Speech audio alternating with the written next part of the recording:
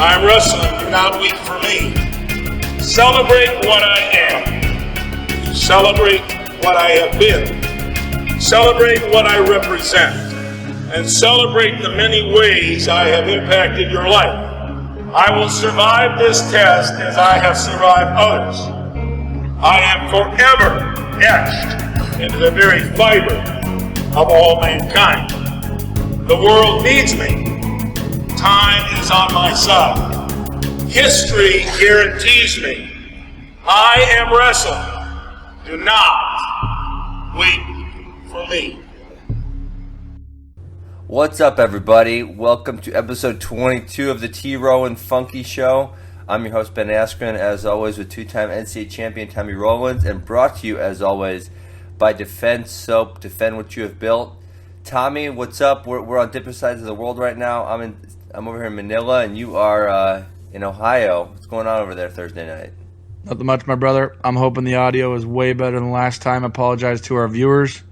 I know that you're one day outside of competition, so thank you for doing episode 22 on the other side of the world, my man. No, I'm actually day of, so it's 8 a.m. now. Oh, I fight tonight. So they really booked me up tight this week, and traffic here in Manila is atrocious. So getting anywhere takes forever. Yesterday I did some morning shows, and then it was 11 miles away. And getting back to the hotel from 11 miles away took us 2.5 hours. Jeez, my man. Well, that's why we're filming so late, to let our viewers know. We had a bunch of little media obligations over on the other side of the world, so. Yep. So now we're here. We're here, and it's a good. And I'm excited. Obviously, we're talking about the Olympic team trials, and I was excited. I know you're excited that we didn't want to just skip this week. It wasn't like we had nothing to talk about. We were going to skip it, so we had to do it. So, for full disclosure, Tommy was there at the trials, and I was in Singapore. So, I stayed up really late, and I got to watch all the preliminary front side matches for the most part. And then by the time I woke up, I got to watch some of the finals also. No wrestlebacks, though. Insane Olympic trials. I have wrestled in the previous three, 04, 08, and 2012. And I didn't go to Dallas in 2000, so it was really my first Olympic trials as a spectator. And just incredible matches, start to finish. Plenty of scraps right in the first round, all the way until the finals. We got plenty to talk about. And then, in an effort to have full disclosure, again, Ben, I think we should only stick with freestyle and put the disclaimer out there that it's no disrespect to the women or Greco. We just aren't educated enough to speak on it. Sure, I'm fine with that. Okay, man. So, from your vantage point, because we have not spoken, we've texted a little bit, but we have not spoken. What is your impression of the trials overall? I think the biggest news to me was that we had 2 9 seeds win, and that's like I looked back through the trials, the past handful of years, and I didn't have the seeds in front of me. I was just reading the winners, right? But right. I don't think there was anyone below a 3 seed that was winning that I could see anywhere, And usually there's just not a lot of contenders. I don't know what to say. It doesn't go that deep, and so for some reason this year there was a. Hey Ben, what were you seeded when you made the team in 08? I was 1. But I finished. You won the Open. Well, I finished 5th the year before, but then I started beating everyone. Yeah, so 07 is where you kind of, you made a quick transition, though. I do remember that. Well, that was the first time I made 74 kilos, so that was hard for me. And then in the fall, I started beating everyone. So by the time I went to the U.S. Open, I was the 3rd seed, and then I won that. And so then I was the 1 seed going into trials. Gotcha. Yeah. But and there's been other guys like that have been a little lower and then, bump up. But literally at the time, the end of the trials, I couldn't find anyone that was that low of a seed. And, Jaden, I think, is one case because he's never wrestled anybody.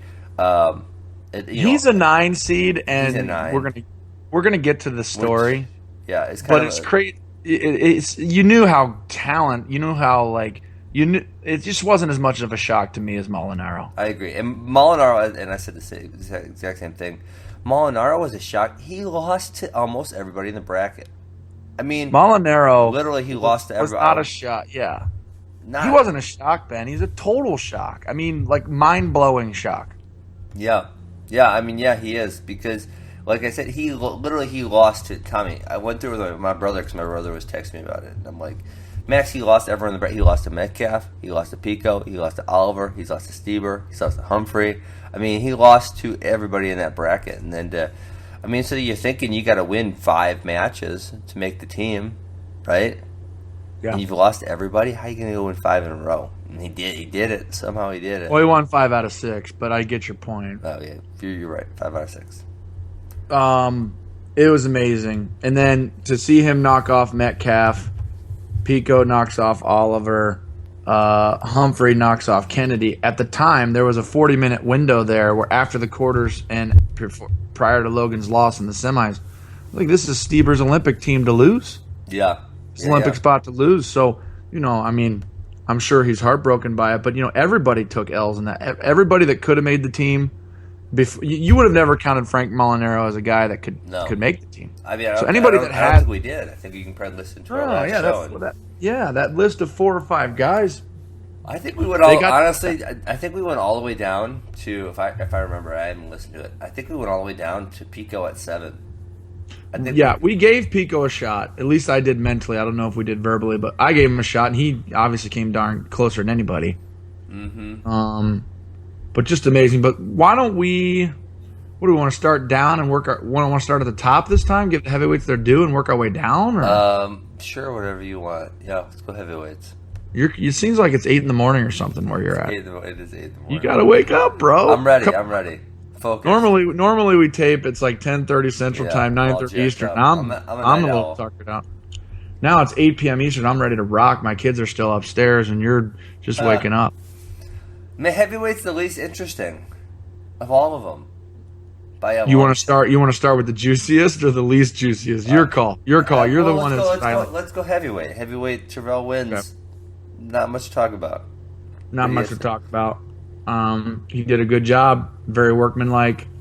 2-time Olympian. Great guy. Love him to death. And there's a lot of other heavyweights I really like. So, yeah, let's not waste any more time. I mean, he's the man, and he did what he was supposed to do, and there you go. All right. 97. 97. I think we were both right on our predictions. We both picked Snyder. I said it would be interesting, and it was. Yeah, Varner made him work for it, right? Made him work for it. Even in Varner's win, and it's hard to talk about some guy that beat me off the Olympic team in a way that is slightly incriminated. I think Jake Varner's great, obviously, but in his obviously it goes without being said. But at any rate, even in his win, you saw him wearing down as that match ended, and I still was picking Snyder even in the loss. If that makes any sense. Yeah, no, it makes perfect sense. I mean, it was 4-4, so it's not like he beat him up or nothing. Yeah, and it's not like Snyder wrestled bad. He wrestled good, just not good enough with the rules, with the way they are. So kudos to Jake Varner for sticking it out another quad. I think that's good for our sport. I think we're sending the right guy in terms of who has the best chance of doing damage in Rio. And Kyle Snyder, 20-year-old reigning world champion, now on the Olympic team going to Rio, did an awesome job. Yeah, definitely. And Varner didn't have much trouble in the tournament. He got through that pretty easy. He did. Wins 11-0, 4-0, 6-0. Yeah, so no one really pushing him in that tournament. And then obviously gets the finals. Like you said, I had the same feeling. He wins the first match, but it was tight, and you just knew Snyder was going to keep bringing the heat and keep getting better and better and better. Right. So Kyle Snyder's an animal. I feel bad even skimming over a 20-year-old making the Olympic team, but Kyle, we've known about him for the better part of a year on how good he is at the world level. But the next weight class, that's a pretty baller segue, by the way, for a rookie podcast guy. But the next weight class, Ben, and I'm going to let you go, baby, because you called it. Yeah. I did not. I actually picked a guy that got wailed on by your pick. And I love you, Jake. But, man, go Ben. Yeah. Go Ben. I mean, big time credit to you, brother. I wrestle with all these guys, and Jaden included. And it's almost an incrimination of the freestyle system, but he's just so much bigger than these guys. I mean, there's And on top of being bigger, he can wrestle in every position. That's kind of one of the things that makes him so good is he can move, he can attack, he's good in the upper body, he's good defensively. So I knew there was going to be no position where these more mature, more experienced guys could really exploit him, right? They were going to have to beat him straight up. And so, when you realistically look at it, there should be a 175 weight class or something to that effect. But the fact is there's not. And 189 is a weight class, and Jaden's the best guy in the United States at 189 pounds. That's all there is to it. No doubt. And we could go on and on about this, and we probably should a little bit about the weight class, the dynamics, Taylor versus Dake in the semis, the interesting match that Dake had with Richard Perry, the wrestlebacks with Taylor versus Herbert, Jake's performance.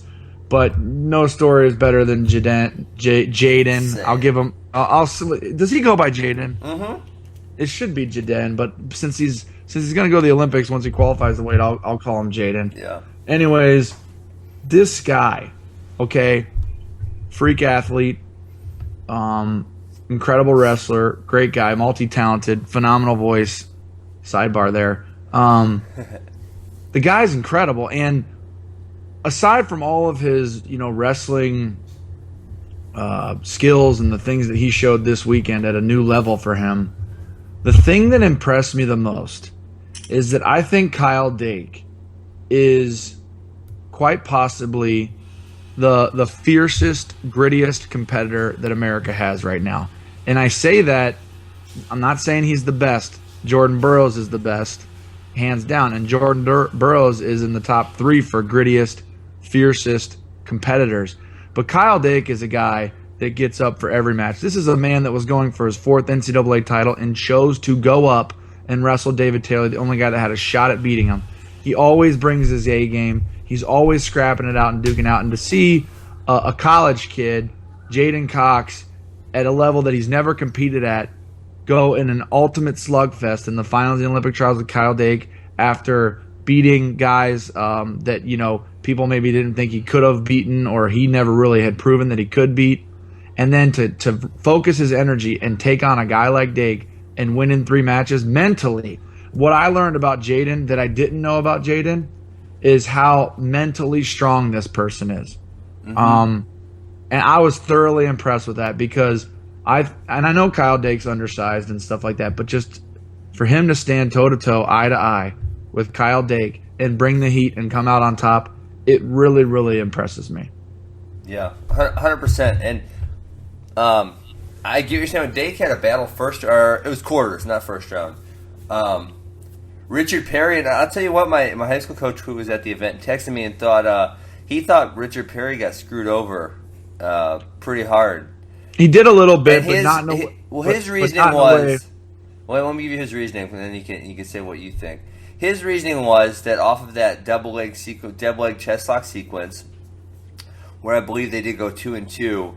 Is that Dake's butt hit out, and technically by the freestyle rules, which is a stupid rule, but is a freestyle rule, once the butt hits out, you can't score any points. So he thought it should have been 2-0 plus the challenge point is what he thought. Yeah, and I don't disagree with his interpretation. I think we're thinking of the same sequence and same flurry that was called under question. Yeah. But because of the fact that Kyle Dake, I feel, is such a gritty competitor, there was time left in the match where even if it didn't go Dake's way, it doesn't ensure that Richard Perry was going to win. All I'm saying is that bad call, which very well could have been a bad call, wasn't the difference in the match. It was the difference in the complexion of the match, which is fair. I think it's a fair comment. Sure. I thought it was a tough call. Sure, I can see that for sure. So and then you had Dake and Taylor in the semis. Did you watch that? That's depressing. Yeah, just like David, just in his head that he can't beat Kyle now. It sucks. Yeah, I mean, you can almost kind of see it in David in the intensity he wrestles with, that he doesn't really have the expectation that I'm going to win. Yeah. Well, let me tell you something, Ben, and I'm sure you've been there. Mojo matters. What you think in your mind, not when you're training, because I'm sure what you think in your mind at the moment of truth, the most critical moments in the wrestling match or a tournament or the year or whatever it is, that stuff matters, man. Yeah, it does. It does, 100%. And so he's got the Jedi mind trick on himself right now with Dake, because I think a lot of David Taylor still do. He's going to be incredible. Going to have a great another 4-year run here. But, yeah, I mean, there wasn't really a time where you were like, David might win. Yeah, it was. Yeah. Did you feel that way? No, 100%. I felt that way 100%. I will say that if you give David Taylor 4 more years and you give Kyle Dake 4 more years, if they both choose to stay up, David Taylor can grow into that weight class. Yeah, and Kyle will probably be the other weight class. They should add a third weight class in there, but yeah, we'll see. By the way, are my kids in the background upstairs? Yeah, are they ruining our podcast? You can barely hear them. Okay. Sorry. Jaden versus Clayton, which, man, this weight class is deep because Clayton doesn't seem like he should be an 8 seed at all. That was a battle the first. Did you get to watch that one? It was a battle, and Durant. I did not see Jaden and Clayton. Yeah, Jaden got a takedown with 15 left to win. Yeah, it was a really good match, really tough match.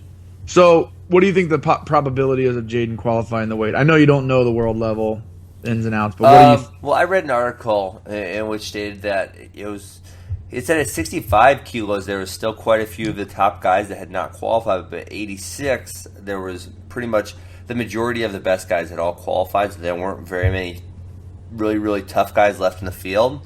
Obviously, that's going to play into it. So, and with the unbalanced, unseeded brackets, that's what you're going to get sometimes. Sometimes it's going to be seated correctly or, randomly drawn correctly, and you're going to get all the better guys getting all the qualification spots, and sometimes it's going to get drawn stupid, and you're going to get, a bunch of guys who I don't want to say don't deserve, but normally wouldn't win if you put them in a regular seeded format. I agree. And the other thing that I would say is even if it was a tough road for Jaden, which I do think he'll qualify the weight, especially after watching him last weekend, but his style, the way that he wrestles, is like European-style kryptonite. And it is. It really is. And I would have liked him to qualify the weight more than maybe someone else that would have made the team over him. I would have said, well, Cox has a better shot of going in there and mowing through all these Mongolians and everybody in Eastern Europe than someone else in the weight. I'm not even naming names. I'm just saying that I like his style internationally. And I think he's going to get it done. Yeah, you know what? And I actually talked to Coach Smith the day after the trial. It might have been the night of the trials. I always get messed up over here. Sometimes, it's the morning here and it's night over there. But sometimes I can tell by our text. It's like when we talk about what time we're going to record. It's like a negotiation or something. Well, when you talk, when I'm talking to other people, and it's their night, then I start thinking it's my night. But it's not my night; it's my morning. So it's terrible. Get all messed up. Jaden didn't have, as of Sunday when he made the team, he didn't have a passport, and he'd never been out of the country. Dude, he needs. So they leave Saturday for Mongolia. I do know that, which is 2 days from now. Yeah. He absolutely needed government help to get his passport because you can't pay enough to get it expedited within 2 or 3 weeks. So, yeah, I mean, obviously, they're looking out to help their Olympians, I'm sure. USOC's got to have some pull. Yeah, it's obviously not an issue. They'll get it done, but he needed, Obama needed to get involved and, help him out. That's funny. That is funny. Hey, the other guy I want to mention in this bracket, I thought Keith Gavin looked, like I said, I only watched the front side. I thought Keith Gavin looked really good on the front side. He beat up on Ed Ruth and him and Jaden was a battle, and Keith's getting a little up there. I think he's 31 now, so that was good to see him still get in there and scrap so hard.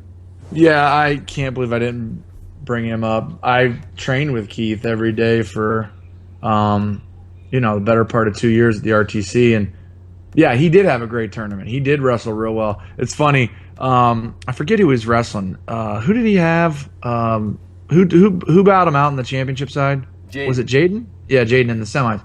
So when they're out there wrestling, I was sitting next to my buddy Jesse Lang, who's my partner at Rudis, and I said, "Hey man," I said, "you see Keith Gavin out there?" He's like, "Yeah." I said, "As crazy as it sounds, when I was going 211, he and I would work out together, and he's a small 189 pounder. I'm a big 211." Mm-hmm. I said we would work out together, and obviously because of my size, I would do better against him. I said, but at least once a day, Keith Gavin would take me down in ways that were so embarrassing. Like it would make you feel like you're the clumsiest person on planet Earth. because he has all those short drags and everything. That he's just a tricky wrestler. So, anyways, funny little sidebar about Gavin, but love the guy, did a great job. The Olympic trials, Ben, are so spooky. They're spooky for me for obvious reasons, but they're just spooky because it comes around once every 4 years. Yep, exactly. And so when you see people go down, you're like, it's either definitely it for them or it might be it for them. Either way, there's not just next March. And so that there's a lot of levity in the arena when you really think about all those things, and it makes you think about the people and all the people that you know personally, and you just start to get like heartbroken and excited for people on a level that I don't experience when I watch the NCAAs or states. I guess I just feel like you can get it back next year. I agree 100%. It's a career ender. I mean, right. I mean, in that weight class, Gavin's done. He ain't making another run. Herbert's not making another run. I mean, so. There's two right there. I would assume that Dake and Taylor will continue on. I would hope so, and I would assume. Ed Roof's going to MMA, so he's done. Right. So, yeah. So, I mean, you're right. It's just, I agree 100% that feeling. Ed Roof's going to MMA. I think that's exciting. I think that's a great choice for some of our top athletes. I try giving my opinion, that's a great option, especially for some of these guys who are 3, 4, 5, 6, and they're just kind of hanging around, not making teams. Go fight, make some damn money. Beats people up. It's definitely an option for people that have an uphill battle to get on the team, and it's a good option. I'm not judging at all. It's not a bad option for anybody, really. Mm-hmm. But with Ed Ruth, he's a guy that could have. If he made his mind up, I mean, it's conceivable to see him hang up multiple world medals or not. But either way, he's not one of those guys that's on the outside looking in, if you ask me. So I was surprised to see him make the transition. I mean, I've been hearing about it for about a year, so I guess I'm not surprised.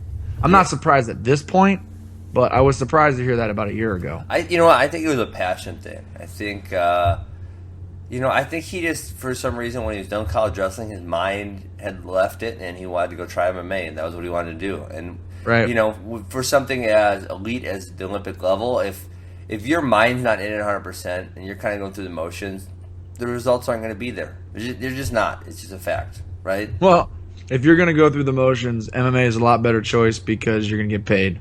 Yeah, and the guys aren't as good.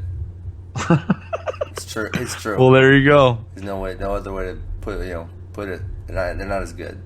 So Ed Ruth's going to be outstanding in MMA. I think he's going to go make a lot of money. I think it's a good choice for him.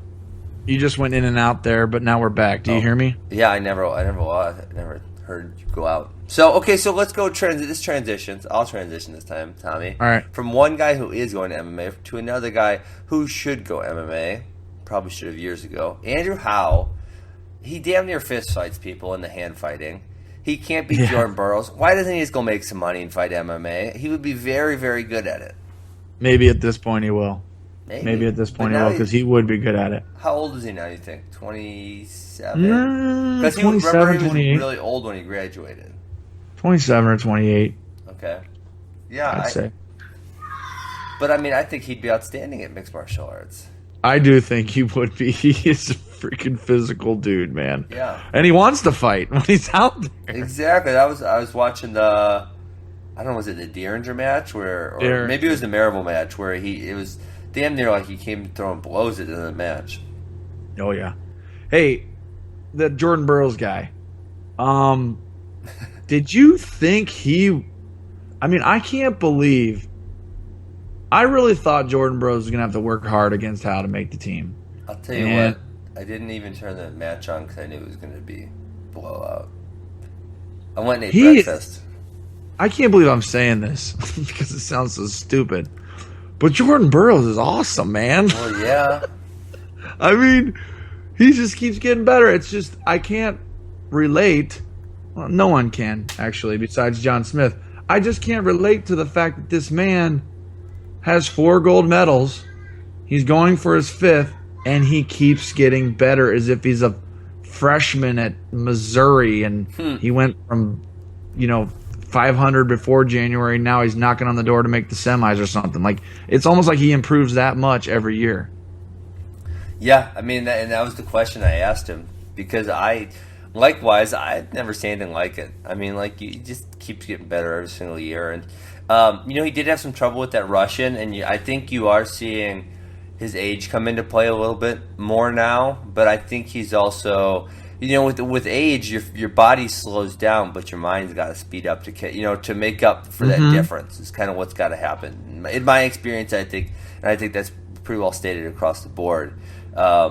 Hey, are the kids ruining the show? No, they're good. Should I yell at them right now? I love kids. Okay, sounds good. Should I go beat him, Tommy? Hey, guys! Is that too loud, Ben? You need to be quiet for me, okay? All right. So there you go. Good. That's an authentic podcast right there. There you go. Okay. Anyway. Go ahead. Keep talking about Burroughs. I mean, no, he's great. He's great. He kicked everyone's butt. No challenge. I was going to go to the wrestling class. I was going to say Derringer looked good, but how is just that guy that he's like the gatekeeper that no one can beat to get to freaking Burroughs. Yeah, he is at this point, but I think it's pretty impressive that Derringer made the national team. It'll really help shape him as he goes into the quad where he really has a good shot. I mean, he didn't have a legitimate shot, in my opinion, at this event, but getting on the national team is good for his mind. He's going to get a little bit extra TLC this summer. Perhaps Andrew Howe doesn't want to put in the training this summer. Maybe he's done wrestling. If that's the case, then Derringer will be the alternate on the Olympic team. They'll treat him that way. They'll train him that way. He's going to be... Marable would be the alternate, right? Or did Derringer win the true third match? Derringer got true third. Oh, okay. Now you psyched me out, but I'm 95% sure he got true third. I'm going to look it up. Yeah. That happened when I was sleeping. Yeah, I think Derringer got true third. I'm looking it up right now. All right, you got Derringer 2-1, true third place. Got it. So I think getting that done, getting that type of elevated treatment from the national team, whoever the national coach is and what have you. Oh, you guys going? Okay, hold on a second. Love you guys. Love you. Good night. Good night. I got 4 kids kissing me good night. Love you. And 1 girl. There you go, Ben. What do you think? Is that good for the show? You should have said good night, Uncle Funky. Hey, say good night, Uncle Funky. That's funny. Uncle Stampede. I don't know where that came from. Okay. So back to Derringer. Anyways, I was impressed. I thought he had a good tournament, Ben. I'll tell you what, though. I never read much into the wrestlebacks at the Olympic trials because that's the one, like you were talking about earlier, this is crushing people's dreams, right? They lose on the front side. They're like, F it. I didn't really want it that bad anyways. I'm going home. I mean, you see the amount of injury defaults. 86 kilo was crazy how many injury defaults were on the backside. Oh, yeah. Didn't like that at all. I mean, I got to understand. I've only not wrestled in wrestlebacks one time, and it was when I made that comeback in 2010 to wrestle at the trials. And I lost in the semis, and I would have had to wrestle Nick Marable in the wrestlebacks, and he was my teammate at that time. And I said, I'd rather have you take third place and get the national team stipend because I'm not going to wrestle next year. Right. And so I forfeited to him, and he took third and got the national team stipend, so that was good. But besides that, I've always wrestled in wrestlebacks every time. So I'm not the kind of guy who just throws in the towel. But this is a situation where I get it. I really get it. I understand why they're not wrestling the wrestlebacks. I get it. I understand. But I feel like, wrestle the way you've always wrestled. Approach the sport the way you've always approached it. But yeah, at the same time, I can understand. So I guess we'll leave it at that. All right. So it is good we went this way because now we have the 2 most interesting brackets for the end. So we got 145, 143. I was called 145 still. 143, 65 kilograms. Frank Molinaro. I don't even know what to say. Don't even know what to say. Well, I don't know what to say either. Anybody that picked him to win the trials is, unless you're Frank Molinaro or his family, even if you're Cale Sanderson, you're full of it if you're telling me you picked Frank Molinaro. Yeah. What do you think? I agree. One thing I did want to bring up that no one no one had brought up about Frank yet is what's with that freaking haircut? It's terrible. Terrible. I didn't see anyone talking about it. It's terrible. And you've had some funky hair, Ben. So I mean, it's like terrible. You've had some hairdos before, and this is Jersey Shore hairdo. Seriously bad. But let's stop talking about that and start talking about how well he wrestled. I mean, this guy. It wasn't a one-off. I mean, the turn. You can say what you want, but that's why you go out there and wrestle. And beating Metcalf and then losing to Stieber and then getting fifth, that's a one-off, right? Mm-hmm. Beating Metcalf and then getting on a roll and maybe knocking Stieber off, but having Pico dispatch you, it's a nice little run. But what he did, who did he beat before Metcalf, by the way? He beat someone. Kelly kicked Russell's butt. So, I mean, it wasn't a one-off, in my opinion. I mean, I didn't predict it. I didn't see it coming. Admittedly, I had no recollection of even considering him. But that event for Frank Molinaro was not a one-off. He got it done. Yeah. I went back and I looked at the past few year Opens results, and it's just like, there was nothing that was pointing to this. It wasn't like he was getting better. He did have a good finish in 2014 at the trials. Mm-hmm. He had a good finish there, but he beat Humphrey at the last second in the right third place match. But before, and then he was fifth at the Open that year, and he was fifth last year at the Open. There's just nothing pointing to this happening. Absolutely.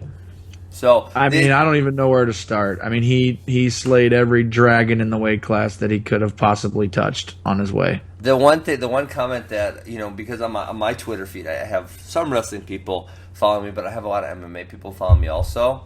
And the one comment a lot of people make, those, which I don't know if you realize this, is he only had 2 wins on the day. He had 2 wins, he had 1 loss, and he had 3 ties.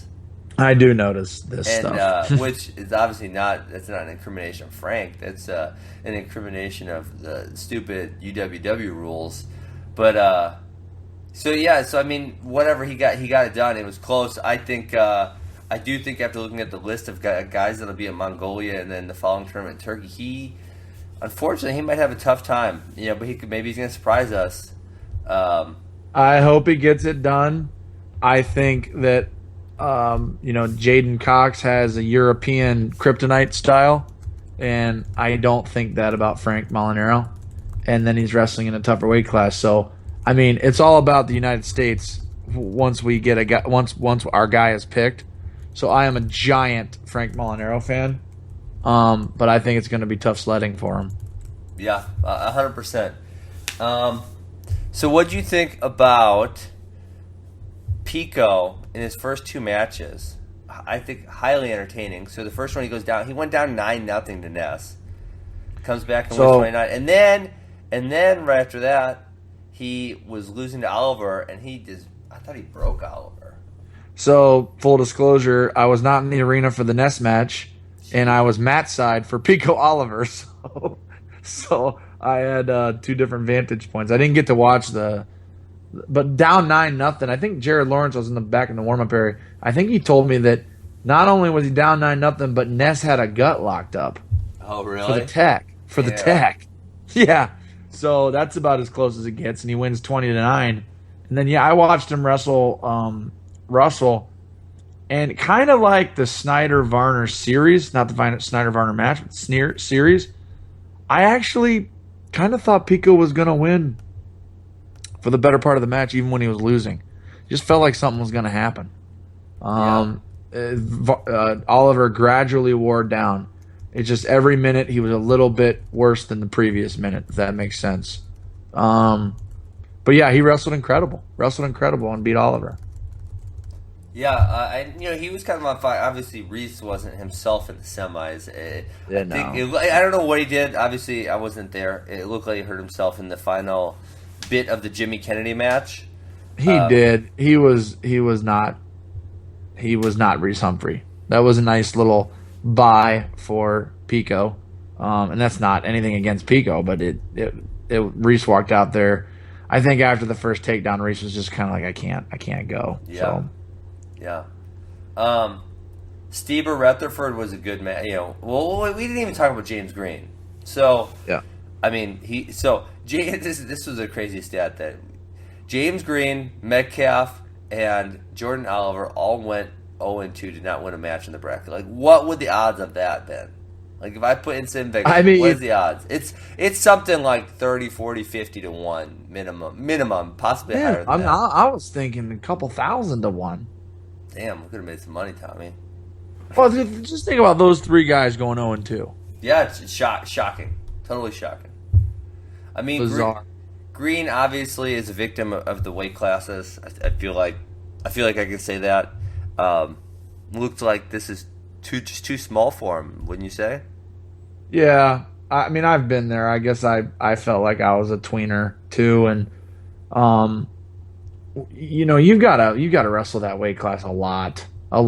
If you shrink your body and atrophy your body, Ben, as you would laugh at me when I said that last episode, but you just don't shoot down and shoot back up and feel good the next day. I mean, it's a process. I think it's very scientific, and I think he did his best. He did the right thing.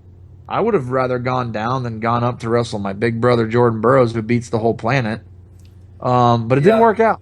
It didn't work out. So yeah, it was the right choice. You're right, 100% the right choice. And he probably did all the right things. He probably did everything right, or as best he could, and it's just not in the cards. You know what I mean? Yeah. I guess I'm agreeing with you. He's a victim of the weight class deal. Freaking EWW. So I'm sure he'll go back up to 154. It'll be very interesting next year out of this bracket to see. Let's do this. Okay, Tommy, let's do this. I could see Logan Stieber going down. Wait, let's go. You get 4 choices: down, up, the same, or retire. Metcalf. Okay. Retire. Molinaro. Same. Russell. Down. I think he's gonna retire. I think he hangs it up. He's got to be what, 29 now, 30? Yeah. I say he hangs it up. Okay, Stieber. Down.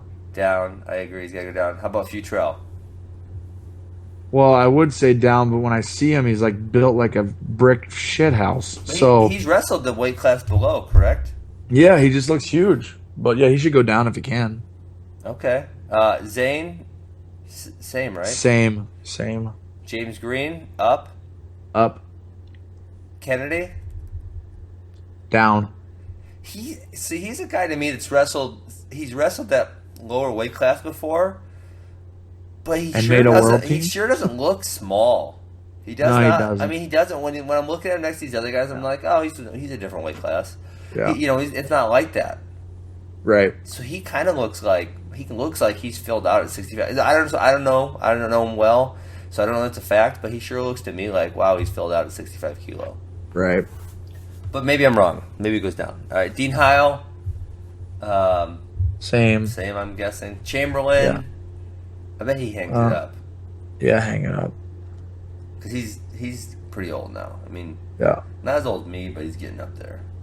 Reese, how old are you, Ben? I'm 31. Going to be 32 this year. But I'm really young for my grade. So some of these guys who may be a grade or two younger than me are not, too much. When was your birthday? July 18th. It was in the summer. Oh, man. Dude, I was June 3rd. I thought I was going to be younger than you. Yeah, for the grade, it makes a difference. It's really annoying. Yeah, I was 17 at my high school graduation. So were you. Damn. So, yeah. I agree. That makes a difference. Mm-hmm. Big difference. Okay, so we got Reese retiring. You would actually know the real answer. I'm gonna guess. I don't know, but I think he should retire. Not because he's done, but just because he's got 2 kids. He's been on a couple world teams, and he's absolutely a tweener. Like Logan is maybe a tweener. Reese is a tweener, and I think he should hang it up because of that. Yeah, I mean, you know what? He's had a great freaking run, but you're right. He's getting older, and I think the thing that a lot of these people look at, right, is they're not saying how am I going to do next year, right? They're saying how am I going to do in 2020. Well, that's I mean, if and I'm sure you're the same way, Ben. I mean, you probably would have wrestled more if the Olympics were every year. Yeah. I mean, 2012, I didn't feel old. I just knew that by the time I got to 2016, I probably would be. So I stopped. You know what I mean? And Yeah, I think that's what they're trying to hedge that. You know what I mean? That's exactly it, because no one. That's what everyone's shooting for the Olympics. They're not, the world team. If you make those on the way, that's great. But the Olympics, hold such a higher status for everybody. So I think that's what you're looking at. All right, so you're saying I'm thinking Reese is retiring. You're thinking probably also.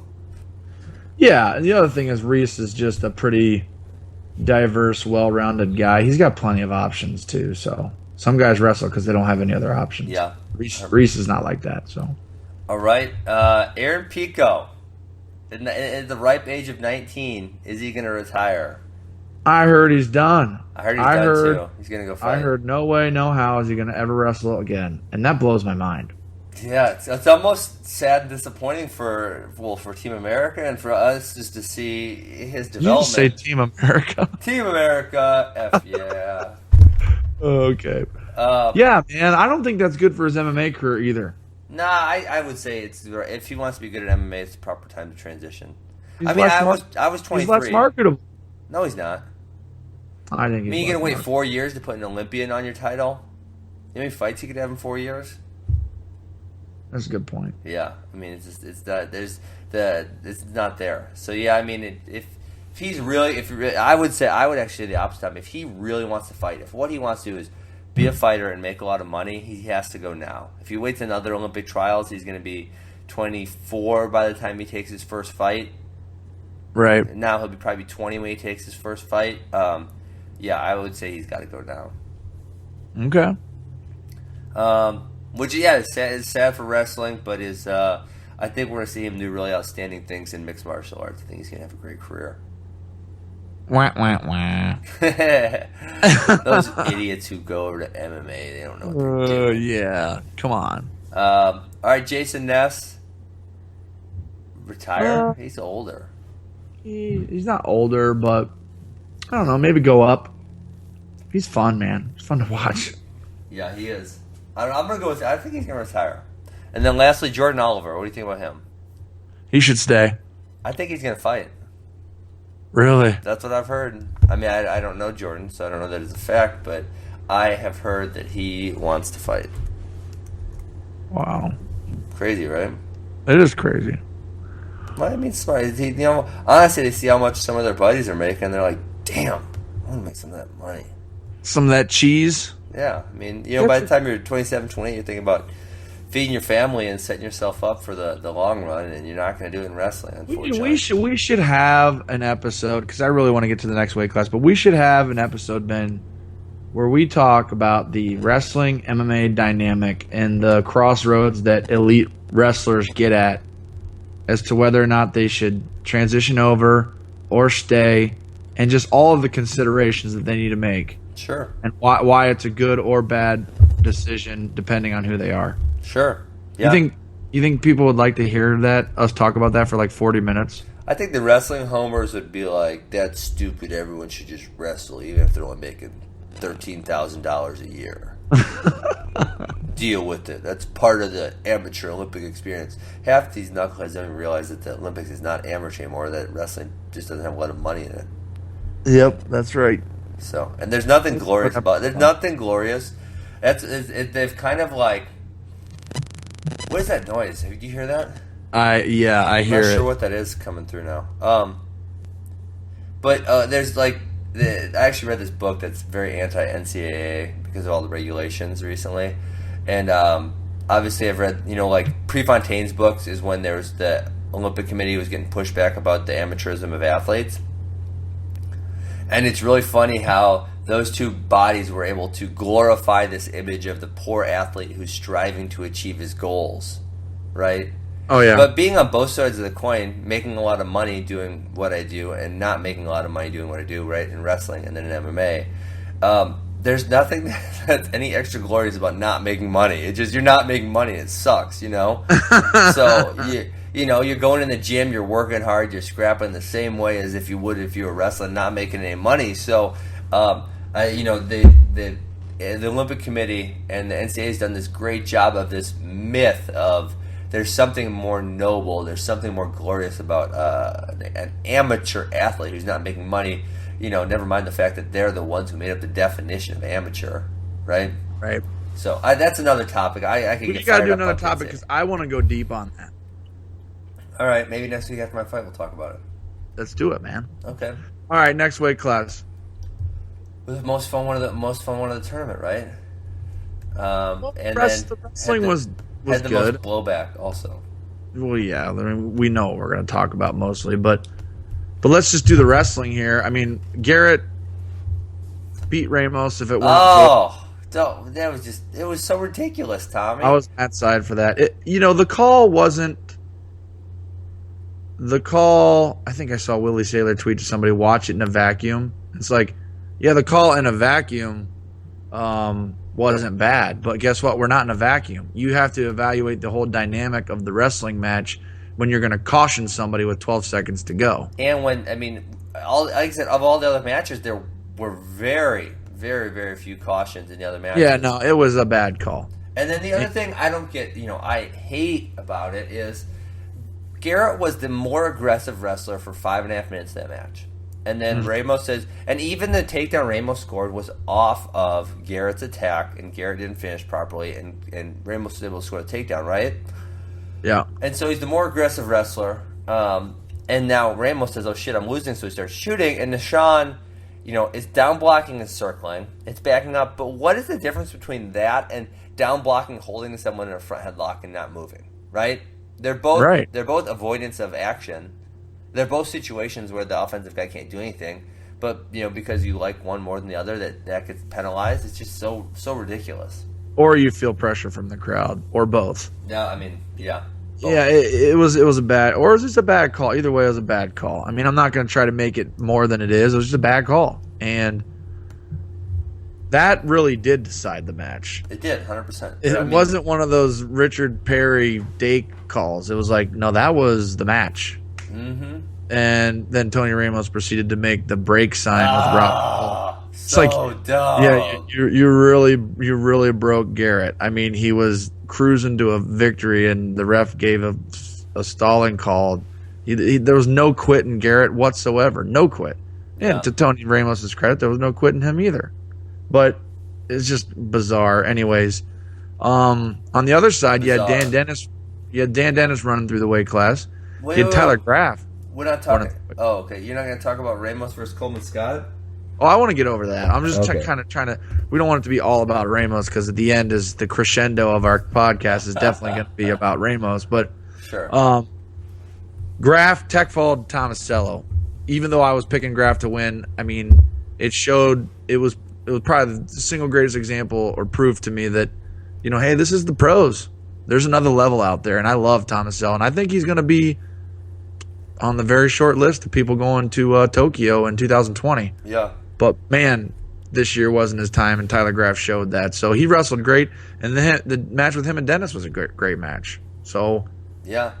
Got Dennis to the finals on the other side. And then, the Coleman Scott-Ramos match. Why don't you talk a little bit about it, Ben? Well, I mean, it was a good match. It's really funny. Ramos is strong defensively because Ramos scored off of Nishan's attack in the first match, and he scored off Coleman's attack in the second match. And it looked like Coleman kind of hurt himself as he was going down, and then he gave up a real quick takedown right after they came back up. And then he took a little injury time, got his composure, and he went and got a takedown, which makes the match 4-4.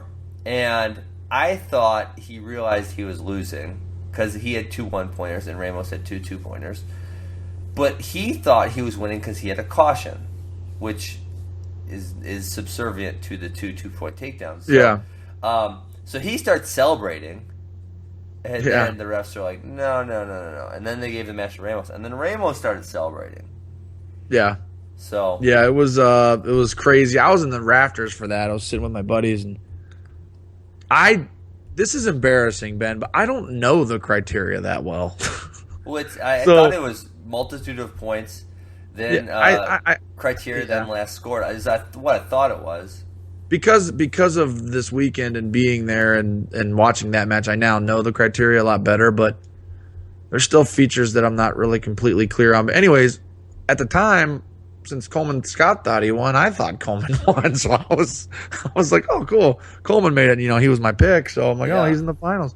And then the whole thing happened. I'm like, are they screwing Coleman over? And I didn't really know. And then I'm talking to people in the stands, and they're like, no. And I was like, oh, okay. So I guess Coleman thought he won. Hey, you want to hear a funny story? Well, yeah, I love funny stories. It's very similar to that story. 2004, I'm in the finals of the mini tournament. I just graduated from college 2 months prior against Tim Hartung, and it's 2-2 with 20 seconds to go. And I look over to my coaches, and I said, who's winning? And they said, you are. I'm like, cool. I'm cruising to the finals of the Olympic trials. Oh, gosh. So I down blocked and stalled, and it was Hartung that won. What was the criteria there? I forget, man. I forget. But I just know that my coaches told me I was winning. They thought I was winning, and I forget what it was. It was just so long ago. Dang, anyways. that's crazy. Yeah. Damn it. So who was it? now we got the Hellickson? finals. Brazzelli? Who was it? What's that? Throw someone under the bus. No, that was Kenny Ramsey and Russ Hellickson. So yeah, that was tough. All right, so final, Iowa versus Iowa. Dennis. No, I'm not versus- throwing them under the bus. It was just- I didn't know. I should have known too. So Yeah. whatever. Dennis versus Ramos. Dennis versus Ramos. I mean, where do we start? Dennis kind of kicked his butt, right? Well, you got two Iowa guys, right? I mean, Sure. Dennis is a little older. Apparently, there's a big brother syndrome because Tony Ramos had not lost domestically in years, and he got beat twice, pretty handily. Yeah, for sure. For sure. And So- that big brother thing matters, 100%. Oh, it matters. Definitely matters. So I was thinking, before we get to the total Ramos thing, but what? So apparently Ramos and Dennis did not wrestle in the room, and I see that as a huge issue because it's not like Tony Ramos can go wrestle with Metcalf. That's not a competitive match, right? He there? Oh crap! I lost Tommy. Well, I'll just keep going till Tommy. It says he's connecting, so hopefully he reconnects. So in my opinion, with these new Olympic weight classes, it makes it really challenging because I think you have to have someone in your weight class. So as I was saying, Tommy, I thought the Dennis Ramos, they say they're not wrestling in the room at all. And I think that's a weird dynamic because as far away as these weight classes are, it's hard for you to wrestle, especially in the smallest weight class, hard for you to wrestle someone in your next weight class. So for Ramos to bump up and go against Metcalf, that's tough. And the college guys aren't wrestling freestyle full time, so I think you need someone in your own weight class to go with. No doubt about it. I couldn't agree more. I've been in that situation before. To say that it's easy is foolish as well. It's not easy to work around that and take the good away from it, but try to minimize and mitigate the stuff that's hard about it. But yeah, man, you want to be the best on the planet. If you really want to be the best on the planet, you've got to train with the best on the planet. And you've got to put yourself in the best environment possible to win. Yeah. And, I thought that was weird. I really did. Yeah, and they actually have, a good contrasting style where I think they learn a lot from wrestling each other. And yeah, no doubt. So, let's just get into it. What Tony said. So Tony ends up throwing him under the bus and saying Tom promised to be in his corner, and they broke promises, which he didn't really state explicitly what the rest of those promises were. But I think he comes off like I've always thought he came off like a baby, but I think everyone else saw it here that he's coming off like a big baby. It was bad, man. His interviews the whole weekend were kind of goofy. But then, he invited the controversy. He wanted to discuss what he discussed after the finals. When you watch that interview, he didn't get manipulated. He didn't get taken advantage of. They didn't twist his words. They didn't egg him on. This guy wanted to say what he said. And he's reiterated it in a radio interview since. I didn't know that. Yeah. So he said he's sticking by his comments. He's not retracting any of them. He is not apologizing for any of them, and he's sticking by everything he said right after the finals. So I think it's a super immature move. I mean, if you're Tom and Terry Brands and Dan Dennis wants to come back, how do you not say, "Come on, Dan, let's go"?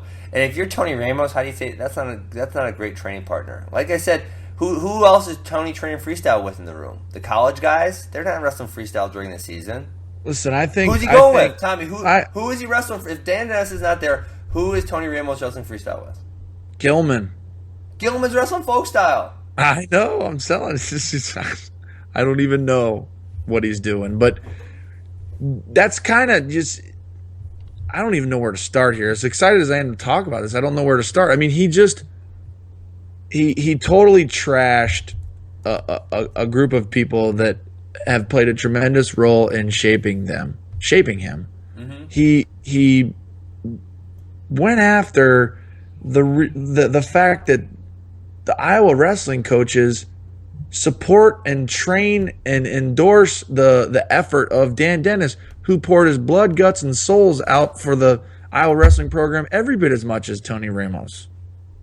And it's just beyond me that he would make a mountain out of a molehill publicly and do what he did with people. You know, you can agree or disagree or not like the Brands brothers and their tactics, but if you operate in the inner circles of American wrestling like you and I do, Ben, mm-hmm. you know that those are men of unbelievable integrity. Yeah. And to question their integrity or their approach or who they take sides with, they care about everybody in that program equally. I'm not trying to say that they care about Ramos more than Dennis, but they care about both of those guys equally. I believe that. I just believe that. I don't need any verification. I've been overseas with Tom and Terry Brands too many times to count. I've been trained by them. I've sat and had dinner with them, lunch with them, breakfast with them in various times, and just these are honorable men with integrity. And to say that they were taking sides or not doing things the right way, it blows my mind, especially when they helped shape you as a person and as an athlete. Yeah. I don't think that's the right thing. I agree. Did he really want both Brands in his corner? How do you think Daniel Dennis would? I mean, yeah, so how would Daniel Dennis have felt? I mean, I know in your situation you said, and this kind of policy I have with my wrestlers at AWA is if they wrestle, I just don't coach. And you said Lou Roselli has the same policy with Ohio RTC guys. And, you know, in this situation, there's twins, so I think it's fair to split them. Each guy gets a twin, and then there you go.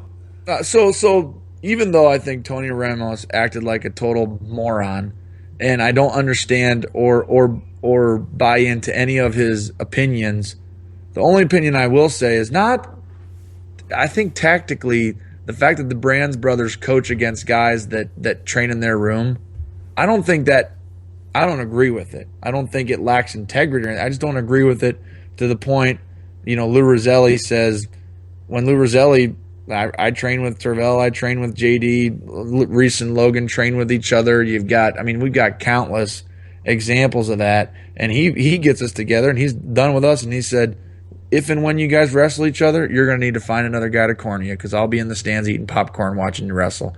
I'll do whatever I got to do in between those moments leading up to the event, training you. I'll train you all equally. I'll help you accomplish all of your goals, but I'm not cornering against you. And I think that's a hell of a policy. Sure. And I think that's about the most fair way you can do it. And to be totally honest, Tommy, I think by this point in your career, having someone in your corner is not that huge of a benefit. I mean, by the time you're 25, 26, you better be able to kind of figure it out yourself. I've always said it's kind of just good seats at that level. Exactly. You just got good seats to a good match because they're out there doing their own thing. But, you know, the way he handled, you know, just if you go to the college level, it's like nothing's bigger than the program. The coach, the athlete, nothing is above the program. And I think what Tony did was he took that situation, he made it public. If he didn't like how he was communicated with by Tom Brands or somebody, if he felt like he was, I don't think he was ever lied to, but if he felt like there was a miscommunication error where he thought, you know, Tom Brands wouldn't stand behind the table and watch both matches, and I think he did towel Daniel Dennis down in between periods. So, you know, if it wasn't communicated that type of stuff would take place, you know, hey, just say I didn't like that, and it's BS or whatever, and go from there. But there's clearly a mental game there with Ramos and Dennis, and when you add the fact that he feels like, Dennis's efforts were being endorsed by his own coaches, it obviously set him off. But just speaking the way that he spoke, a lot of people want to give him credit for being outspoken, and I like outspoken people. Ben, you're my co-host on this podcast. You're very outspoken, so I don't have a problem with him speaking his mind. I just don't agree with what his mind thinks. Yeah, I think it's completely great point. I think it's ridiculous what he said, and I don't agree with it at all. I agree, 1,000%. I agree. Ridiculous. He's being a baby. He needs to grow up. He needs to mature.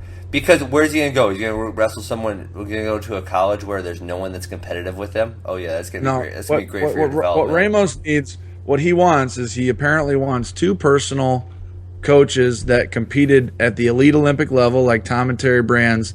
And he doesn't want to have anybody in his weight class in that environment. And he wants those two coaches to only focus on him. Good freaking luck finding that. Seriously. And it's not even beneficial because you need someone to compete with on a daily basis. You need someone who's going to push you. I mean, you need that. And with the weight classes being that far apart, it's going to be hard for him. I thought Andy Hamilton wrote a great piece in the Des Moines Register. I think that's the newspaper that he works for. But it's like, hey, Tony Ramos, when he came into college, he didn't care who was in his weight class. He wanted to be the best in the country. He was going to take Schwab out. He was going to take Zadick out. It didn't bother him at that time. And now all of a sudden, it's a big deal that there's a guy in your weight class that trains in the same room and you, and your coaches help him as much as they help you. Yeah. When you get to the top of the pile, which Ramos is, when you're at the top of the pile, there aren't many people that can give you the appropriate training environment, whether it be good coaching, because you're an expert in wrestling already. So who can coach you that knows more than you? Seriously. And can support, facilitate your efforts? And then who are you going to train it against that's going to really get you prepared for the Iranian and the Russian and the Cuban? Guess what? You have to associate, live with, train with, and be around your competition. And that is just a fact in any at that level. At the Olympic level, that's just the way it is. Because there's so few elite level. Yeah, I agree 100%. So I think we hit the nail on the head on that one. Any closing thoughts you got? And next week I'll be back in America, and maybe we'll hit on that MMA wrestling dynamic, which is going to be interesting now because with the Olympic trials over, I think we are going to have. We already know a few for sure, but I think we're going to have a handful more making that jump. Yeah, I think we should have an episode on the MMA wrestling dynamic. We also are going to have Rich Bender on the show sometime between the Olympic trials, which already happened, and the World Cup, which is in early June. And I want to get him on sooner than later, Ben, so we can talk about the national team coach candidacy. Right. What are they looking for in a national team coach, and then what is Rich Bender's thoughts on developing American wrestling? Blah blah blah blah blah. Sounds good to me, Tommy. So you have a great night. I'm going to go eat some breakfast, and we will reconvene next week. Hey, go get in a fight tonight, okay? I will do that, sir. Kick some butt. Best of luck, brother. Thanks a lot. See ya.